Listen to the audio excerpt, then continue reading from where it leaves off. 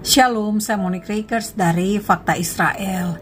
Saudara, hari ke-466 dari tragedi teror 7 Oktober 2023, ada satu kemajuan yang diperoleh oleh pemerintah Israel dengan bantuan tekanan dari pemerintah Amerika. Dalam hal ini, Presiden terpilih Donald Trump yang akan dilantik pada 20 Januari 2025. Ada kesepakatan tentang pertukaran antara sandera yang masih ditawan di Gaza sebanyak 98 orang dengan tahanan teroris yang saat ini berada di penjara-penjara Israel. Bapak Ibu, perlu Bapak Ibu ketahui, Israel berada di Gaza berperang melawan kelompok teror untuk bisa membebaskan sandera. Tetapi faktanya dari 253 sandera tersebut, Israel hanya berhasil membebaskan 8 orang. Sisanya dibebaskan melalui pertukaran antara sandera dengan tahanan teroris. Nah, pola yang sama akan terulang kembali.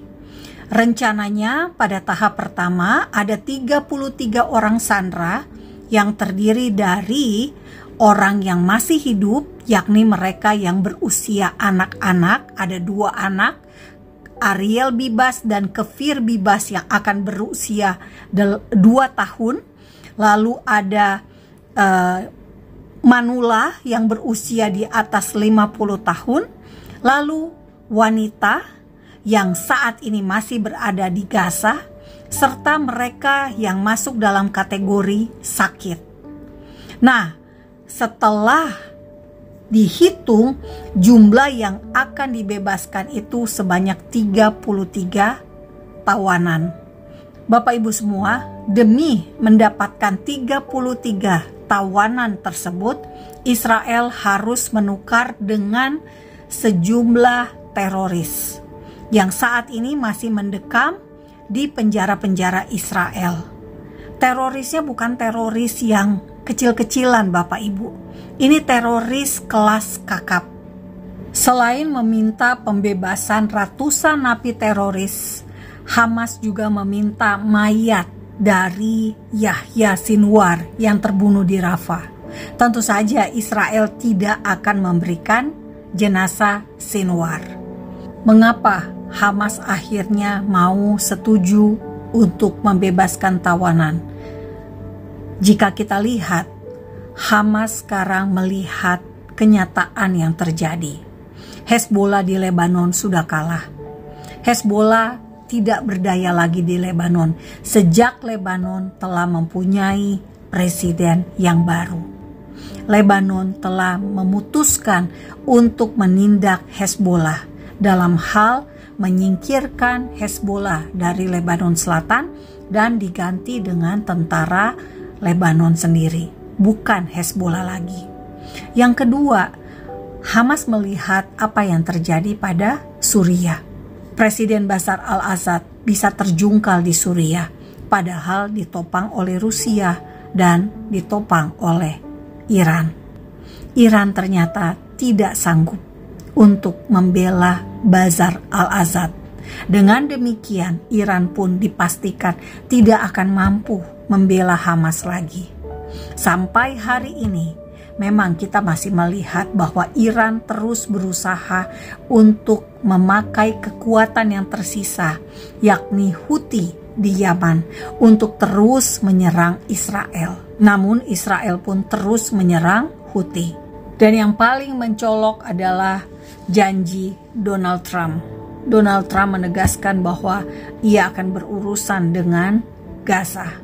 Jika ia sudah dilantik, kita akan melihat apa yang akan dilakukan oleh Donald Trump jika Hamas tidak membebaskan para sandera. Nah, Bapak Ibu semua, tentu saja Fakta Israel berharap semua sandera bisa dibebaskan. Karena pada tahap pertama yang dibebaskan hanya yang sakit, perempuan, anak, dan yang manula. Lantas bagaimana dengan para pria? Bagaimana dengan anak-anak muda wajib militer yang saat ditawan itu mereka statusnya adalah tentara IDF? Mereka belum diketahui bagaimana mereka bisa dibebaskan di kesepakatan tahap kedua. Fakta Israel berharap mereka bisa dibebaskan pada tahap pertama sekaligus, sehingga tidak perlu lagi ada penundaan. Karena semakin lama berada di Gaza, tentu harapan hidup akan semakin kecil. Karena itu Bapak Ibu semua bantu doa. Doakan agar para negosiator ini betul-betul bertindak sesuai dengan hikmat, marifat yang Tuhan berikan.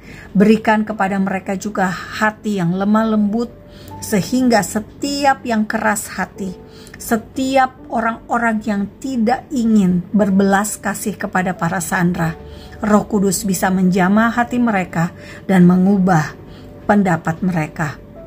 Bapak Ibu semua, mungkin masih banyak orang yang menyalahkan Israel karena perang di Gaza.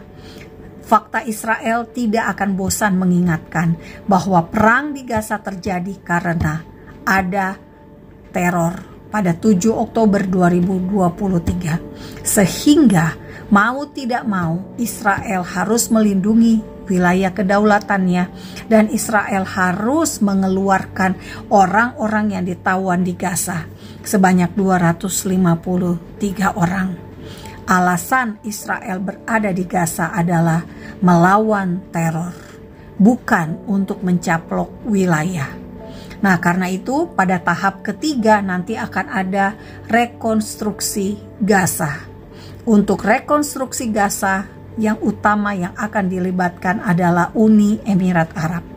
Fakta Israel bersyukur Uni Emirat Arab saat ini sudah dalam kesepakatan Abraham, sehingga Israel boleh punya satu teman yang akan mengelola Gaza, dan Israel tetap berada di perbatasan, sehingga memastikan keamanan, kedaulatan wilayah Israel dan warga negara Israel. Hal yang paling penting saat ini adalah memastikan sandera pulang kembali ke rumah. Karena itulah gunanya kita mendukung Israel agar para sandera bisa bring them home. Terima kasih, saya Monique Rakers, Am Yisrael Hai. Bangsa Israel hidup. Damai hanya bisa tanpa teroris.